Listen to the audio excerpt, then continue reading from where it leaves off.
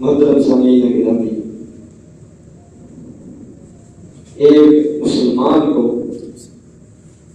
ہر وقت اپنے ایمان کی فکر رہنی چاہیے کہ میں ایمان کی کس حالت میں ہوں، کیا میرا ایمان وہ کہیں کمزوری کا شکار تو نہیں ہے،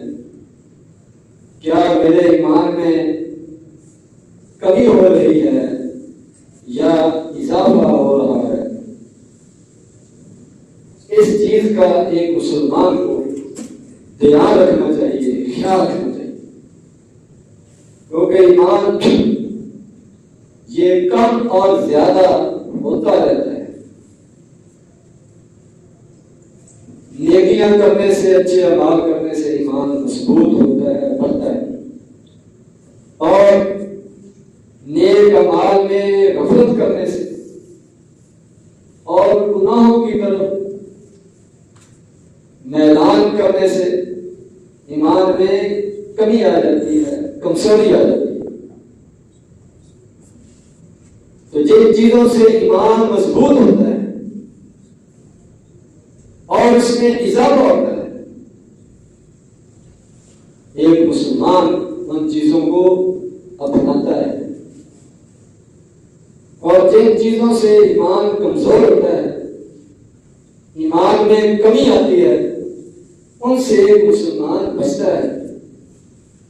اور ان سے دور رہنے کی کوشش کرتا ہے۔ جبرائیل علیہ السلام ایک دفعہ نبی کریم صلی اللہ علیہ وسلم کے مجلس میں حاضر ہوئے۔ انہوں نے آپ سے چند ایک سوالات کیے، اور سوالات کا مقصد یہی تھا کہ آپ کے صحابہ اکرام وہ آپ کے علم سے مستفید ہو، ان کو ان باتوں کا علم ہو، وہ دین سیکھیں۔ تو ان میں سے ایک سوال ان کا ایمان کے بارے میں، من ایمان، ایمان کیا چیز؟ تو نبی کریم صلی اللہ علیہ وسلم نے جواب ارشاد فرمایا، ان تؤمن باللہ وملائکتہ وکتبہ ورسلہ والیوم الآخر وبالقدر خیرہ وشرہ۔ ایمان کی بنیادی 6 چیزیں نبی کریم صلی اللہ علیہ وسلم نے فرمایا کہ اللہ پر ایمان رکھو، اس کے فرشتوں پر ایمان لاؤ، اس کی کتابوں پر ایمان لاؤ، اس کے رسولوں پر ایمان لاؤ، اور قیامت کے دن پر ایمان رکھو، اور تقدیر پر ایمان رکھو، چاہے وہ تمہارے حق میں بہتر ہو یا بظاہر بہتر نہ ہو، اس پر ایمان رکھو کہ یہ اللہ کا فیصلہ ہے۔ تو اللہ تبارک و تعالیٰ کی ذات پر ایمان یہ سب سے پہلی بنیادی چیز نبی کریم صلی اللہ علیہ وسلم نے فرمایا کہ ایمان کی 60 سے زیادہ شاخیں ہیں، درجات ہیں۔ سب سے اعلیٰ درجہ، سب سے اونچا درجہ لا الہ الا اللہ، کہ اللہ تبارک و تعالیٰ پر ایمان لائے، اللہ تبارک و تعالیٰ کی وحدانیت کو تسلیم کیا جائے، توحید کو مانا جائے، ایک اللہ کی عبادت کا اقرار کیا جائے۔ یہ سب سے اعلیٰ اور پہلا درجہ ہے ایمان کا۔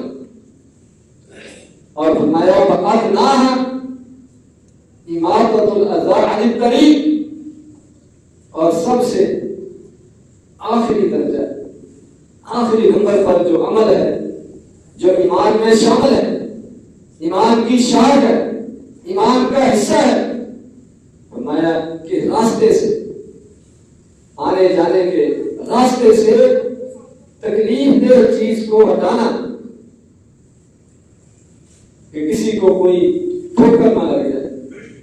کوئی زخم نہ ہو جائے، کوئی چیز پاؤں کو چبھ نہ جائے، کوئی ایکسیڈنٹ نہ ہو جائے، اس نقطہ نظر سے راستے کو صاف کرنا، تکلیف والی چیز کو دور کر دینا، میں کہ یہ بھی ایمان کا ایک درجہ ہے۔ حیا من الایمان، اور ساتھ ہی یہ بھی فرمایا کہ حیا بھی ایمان میں شامل ہے۔ ایمان بھی حیا یہ ایمان کا ایک درجہ ہے۔ تو ایمان کے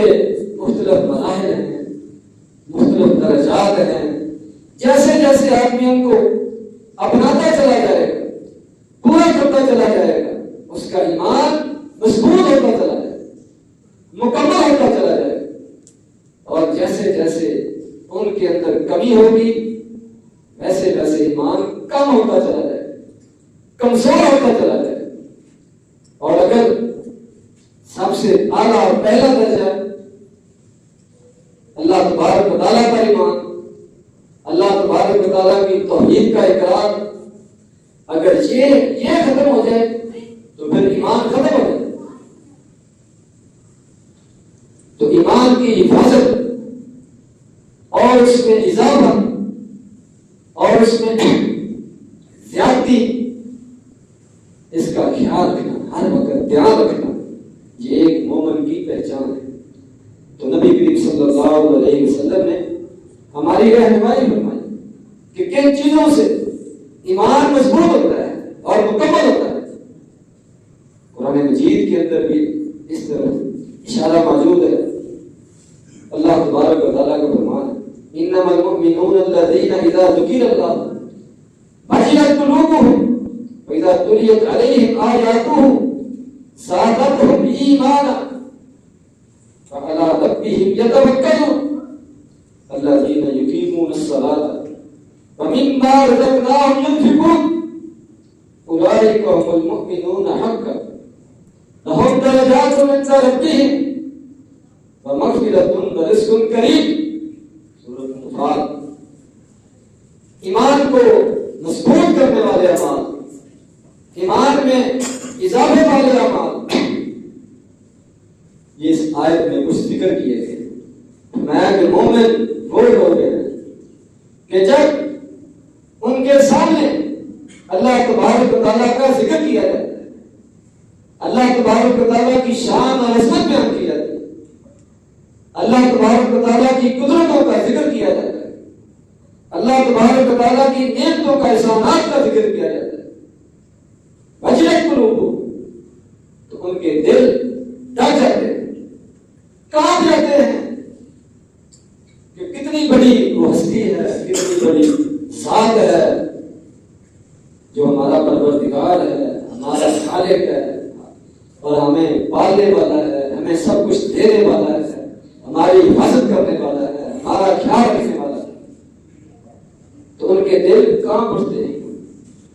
وَإِذَا تُلِيَتْ عَلَيْهِمْ آیَاتُهُ زَادَتْهُمْ ایمانا، اور جب ان پر اللہ تبارک و تعالیٰ کی آیات، اللہ تبارک و تعالیٰ کی کلام قرآن مجید یہ پڑھا جاتا ہے، ان کو پڑھ کر سنایا جاتا ہے، ان کے کانوں میں قرآن کی آواز پڑتی ہے، زادتہم ایمانا، یہ آیات، یہ قرآن کا پڑھنا ان کے ایمان میں اضافہ کرتا ہے، ان کا ایمان بڑھ جاتا ہے۔ تو اللہ تبارک و تعالیٰ کی کلام قرآن مجید پڑھنے سے، قرآن مجید سننے سے، قرآن مجید پر غور و فکر کرنے سے، قرآن مجید کے ساتھ اپنا تعلق مضبوط کرنے سے ایمان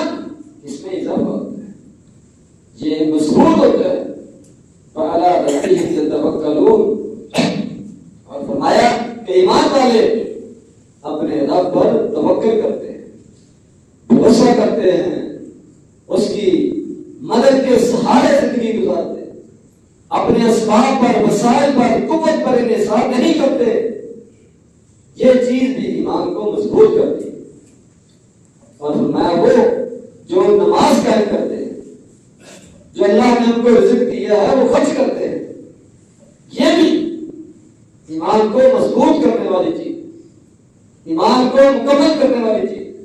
ایمان والوں کی پہچان اور ان کی صفات کے اندر شامل ہے۔ میں اولئک هم المؤمنون حقا، یہی لوگ ہیں جو سچے مومن ہیں، پورے مومن ہیں، مضبوط ایمان والے۔ تو ان چیزوں سے ایمان مضبوط ہوتا ہے، ایمان سچا حقیقی وہ ثابت ہوتا ہے۔ وَمَا لَهُمْ دَرَجَاتٌ عِندَ رَبِّهِمْ وَمَغْفِرَةٌ وَرِزْقٌ كَرِيمٌ، ایسے کامل ایمان والوں کے لیے، مضبوط ایمان والوں کے لیے اور ان ایمانی اعمال کو بجا لانے والوں کے لیے اللہ تبارک و تعالیٰ کے ہاں بڑے درجات ہیں، بڑے انعامات ہیں، بڑی بخشش ہے اور بڑا اچھا رزق ہے، نعمتیں ہی نعمتیں ہیں، جنتیں ہی جنتیں ہیں، جو اپنے ایمان کو اس طرح مضبوط رکھتے ہیں، اس کی حفاظت کرتے ہیں۔ اور دوسری جگہ فرمایا الا بذکر اللہ تطمئن القلوب، کہ اللہ تبارک و تعالیٰ کے ذکر سے دلوں کو اطمینان حاصل ہوتا ہے، ایمان مضبوط ہوتا ہے۔ یہ بھی ایمان کو مضبوط کرنے والی، ایمان میں اضافے والی بات ہے کہ مومن مسلمان وہ ہر وقت اٹھتے بیٹھتے چلتے پھرتے اللہ تبارک و تعالیٰ کا ذکر کرے، مختلف مواقع پر جن اذکار کا نبی کریم صلی اللہ علیہ وسلم نے بتایا ہے ان کی رہنمائی کرے، ان کی وہ پابندی کرے، اس کی زبان اللہ کے ذکر سے تر رہے۔ یہ بھی ایمان کے اندر اضافے والی چیز ہے، ایمان کو مضبوط کرنے والی چیز اور دلوں کے اطمینان کا، سکون کا باعث ہے۔ نبی کریم صلی اللہ علیہ وسلم نے فرمایا، ابو داؤد شریف کی روایت، میں من احب للہ وابغض للہ وعادى للہ ومنع للہ فقد استکمل الایمان، کہ جس آدمی نے اگر کسی سے محبت رکھی ہے،